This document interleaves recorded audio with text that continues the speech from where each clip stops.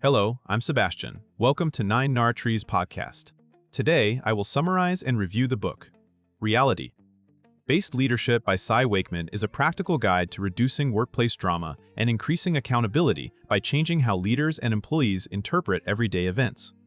Built on Wakeman's experience as a leadership consultant, the book argues that many organizations lose massive amounts of time and energy to emotionally charged stories, blame, and learned helplessness.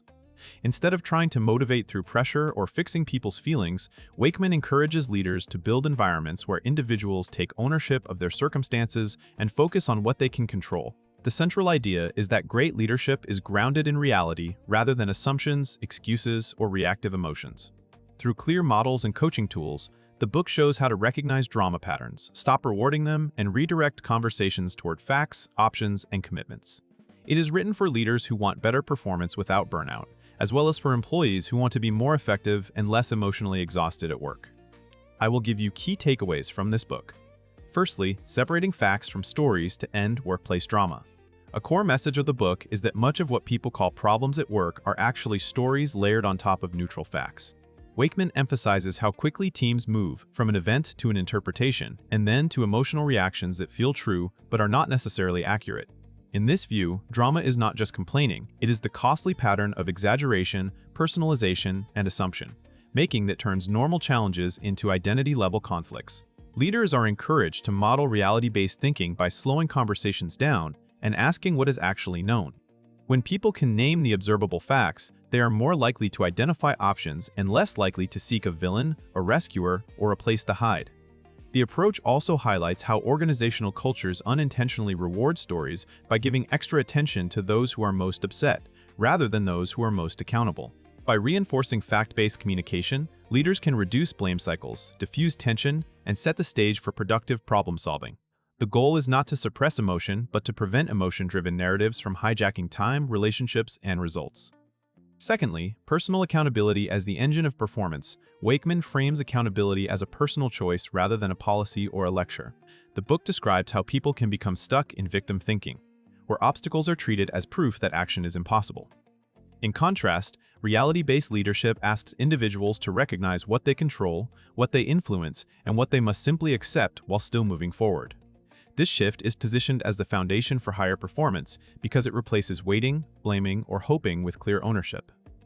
Leaders play a key role by refusing to carry problems for others and by avoiding the trap of being the constant fixer. Instead, they coach people to make commitments, follow through, and learn from outcomes. The book also suggests that accountability is not harshness. It is clarity about expectations and consequences combined with respect for adult capability. When accountability becomes normal, teams spend less energy defending themselves and more energy improving processes, skills, and collaboration.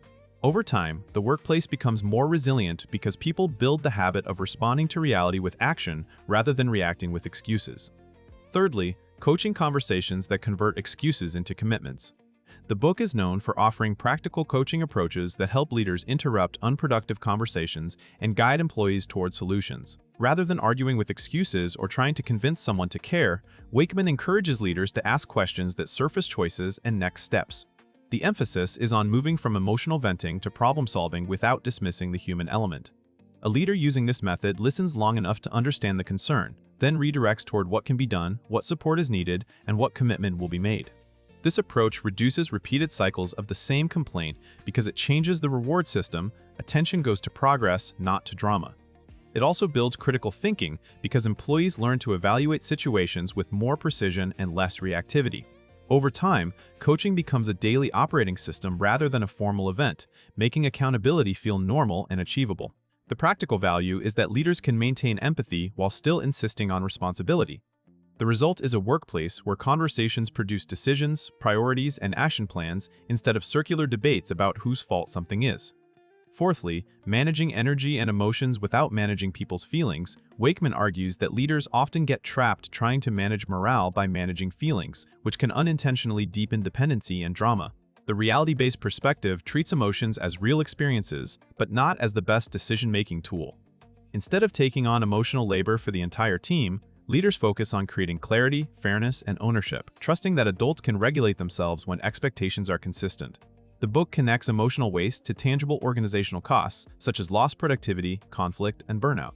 It also highlights how emotional contagion spreads when people repeatedly rehash stories, recruit allies, or frame issues as personal attacks.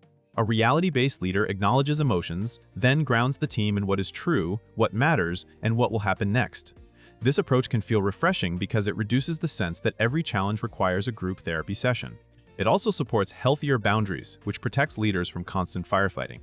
By shifting attention from emotional drama to purposeful action, teams regain energy for meaningful work, and individuals learn to separate temporary feelings from long-term professional responsibility.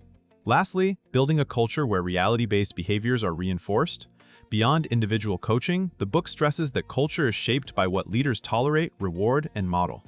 Wakeman encourages leaders to examine how their systems and habits may accidentally promote drama, such as rescuing underperformers, allowing vague expectations, or treating loud complaints as urgent priorities.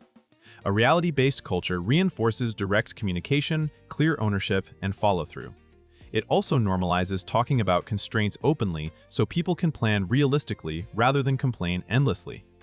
Leaders are advised to align performance management, meeting practices, and decision-making processes with accountability. This includes establishing shared language for separating facts from interpretations and creating consistent responses when drama shows up. Over time, the organization becomes less reactive because people know what is expected and how issues will be handled. The benefits are cumulative, trust improves, conflict becomes more productive, and results become less dependent on heroic leaders who fix everything. In this culture, employees develop stronger problem-solving skills because they are expected to bring options, not just issues. The book presents this as a sustainable path to restoring sanity and producing measurable outcomes. In conclusion, this book is a strong fit for managers, executives, HR professionals, team leads, and project owners who feel like they spend too much time mediating conflict, chasing follow-through, or absorbing negativity. It is also valuable for individual contributors who want to improve how they show up at work, especially those who want more influence without more stress. The primary benefit is practical. It teaches a repeatable way to reduce emotional waste by replacing stories with facts, blame with ownership, and excuses with facts, blame with ownership, and excuses with commitments.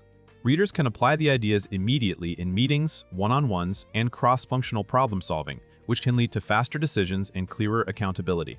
Compared to many leadership books that focus mainly on inspiration or personality styles, reality-based leadership stands out for its direct focus on behavior, language, and daily operating habits that shape culture.